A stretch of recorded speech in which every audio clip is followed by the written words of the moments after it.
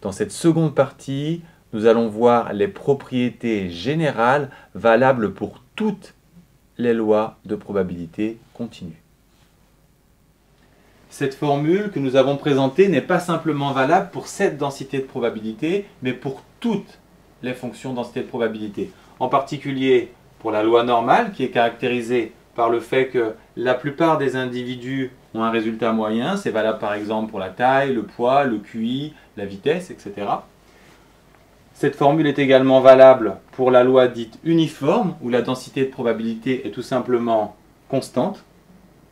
Et donc il faut absolument retenir que pour toutes les densités de probabilité, la probabilité d'être entre A et B, c'est toujours l'intégrale de A à B, et ce pour toutes les probabilités continues.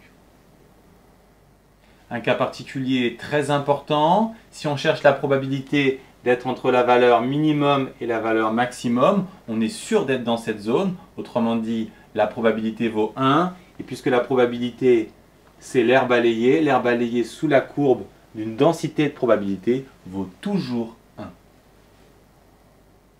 Une conséquence directe très utile si on vous demande de calculer la probabilité que x soit supérieur à a, c'est-à-dire la surface assurée, vous pouvez aussi la penser comme la surface totale moins la surface blanche, autrement dit 1 moins p de x inférieur à a. Cette formule est essentielle à retenir car elle vous permet de gagner du temps ou de simplifier vos calculs.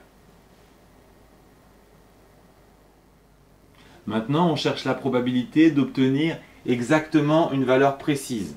Prenons un exemple avec une loi normale dont la moyenne vaut 1,70 m. Quelle est la probabilité de faire exactement 1,70 m? Si on applique la formule, on fait l'intégrale de 1,70 m, 1,70 m. Ici, on va l'écrire de façon générale de A à A et on trouve 0.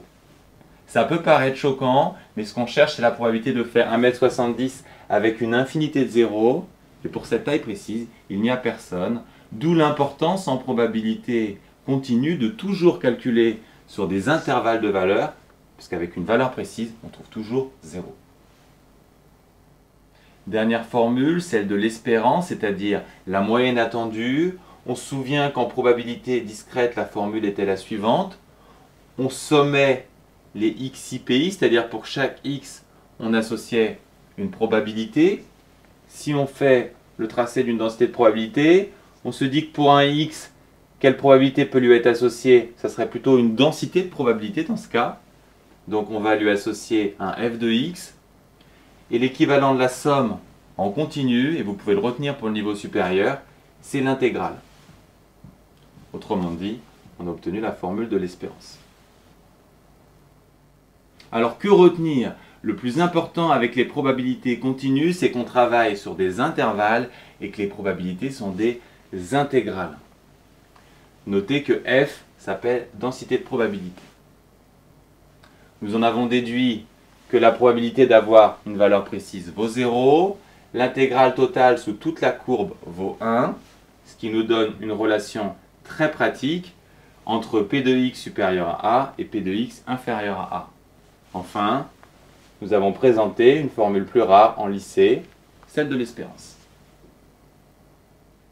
Toutes ces formules sont valables pour toutes les densités de probabilité, mais vous en étudierez plus spécifiquement 3. La densité associée à la loi uniforme, celle associée à la loi normale et à la loi exponentielle. Vous avez remarqué qu'il y a de nombreux symboles intégrales, mais rassurez-vous, il y a très peu de calculs de primitifs qui en général sont simples, et la plupart du temps, vous pouvez vous en sortir par des lectures graphiques ou à la calculatrice.